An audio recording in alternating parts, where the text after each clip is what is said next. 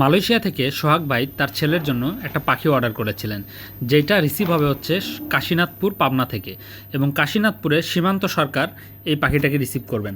তো যাই হোক, নাম, ঠিকানা, ফোন নাম্বার আমরা বক্সের উপরে ক্লিয়ারলি উল্লেখ করে আমরা যাব বাস স্ট্যান্ডের উদ্দেশ্যে। আর এই পাখিটা যে বাস স্ট্যান্ড থেকে যাবে সেটা আমার বাসার একদম সামনেই।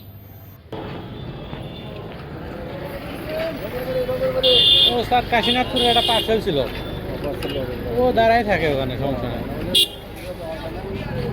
পাখির বাচ্চা আছে, দেখা যাচ্ছে, সমস্যা, পাখির বাচ্চা আছে। তো প্রথমত ধন্যবাদ জানাবো সোহাগ ভাইকে, উনি কিন্তু সত্য ব্যস্ততার মাঝেও আমাদেরকে একটা ভয়েস দিয়ে জানিয়েছেন পাখিটা হাতে পেয়েছেন, এবং ওনার ছেলেও কিন্তু আমাদেরকে পাখিটা হাতে পাওয়ার পর ভিডিও পাঠাইছে। দেখতে পাচ্ছেন পাখিটা একদম চুপচাপ ছিল, একদম খুব ভালোভাবে পৌঁছেছে আলহামদুলিল্লাহ।